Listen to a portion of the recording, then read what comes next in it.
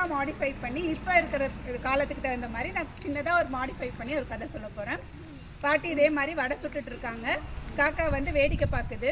பாட்டி கொஞ்சம் உஷாராயிட்டாங்க. ஏன்னா ஒரு தடவை ஏமாந்துட்டோம், அடுத்த தடவை நம்ம ஏமாற மாட்டோம் இல்லையா. பாட்டி வந்து காக்காவை பார்த்து கேட்டாங்க, நீ வந்து வடை திருட தானே வந்திருக்க அப்படின்னு சொல்லி. அப்போ அந்த காக்கா சொல்லிச்சு, பாட்டி என்னோட முன்னோர்கள் வந்து அந்த தப்பு பண்ணிட்டாங்க, நான் வந்து அந்த தப்பு பண்ண ரெடியாக இல்லை. நான் என்ன பண்ணுறேன் அப்படின்னா, உங்களுக்கு ஏதாவது சின்னதாக ஒரு வேலை செஞ்சு கொடுத்துட்டு நான் உங்ககிட்ட கூலியாக ஒரு வடை வாங்கிக்கிறேன், எனக்கு ஏதாவது ஒரு வேலை கொடுங்க அப்படின்னு கேட்டுச்சு. உடனே பாட்டி என்ன சொன்னாங்க அப்படின்னா, எனக்கு அடுப்பு எரியறதுக்கு விறகு இல்லை, அதனால நீ என்ன பண்ணுற, எங்கேயாவது போய் மரத்துலேருந்து கொஞ்சம் விறகு, காஞ்ச விறகு கொண்டு வந்து கொடுன்னு சொன்ன உடனே காக்காவும் என்ன பண்ணிச்சு, ஒவ்வொரு பக்கமாக பறந்து போய் கொஞ்சம் கொஞ்சமாக சுள்ளி விறகுகளை கொண்டு வந்து பாட்டியோடைய இடத்துல கொண்டு வந்து போட்டுச்சு. பாட்டி ரொம்ப சந்தோஷமாயி காக்காவுக்கு ஒரு வடையை கொடுக்குறாங்க. இந்த வடையை தூக்கிட்டு நேராக காக்கா ஒரு மரத்து மேலே போய் உட்காருது. அந்த நேரத்தில் தான் யார் வந்திருப்பா, நரி வந்துச்சு.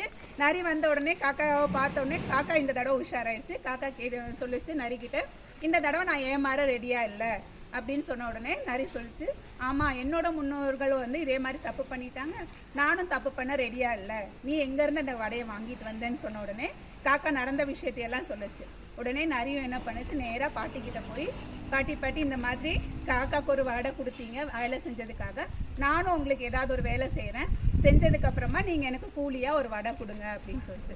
உடனே பாட்டி சொன்னாங்க, பக்கத்தில் கிணறு இருக்குது, அங்கேருந்து கொஞ்சம் தண்ணி கொண்டு வந்து என்னுடைய இந்த டேங்கை வந்து நீ ஃபில் பண்ணிடு, நிறச்சி கொடுத்துருன்னு சொல்லிச்சு.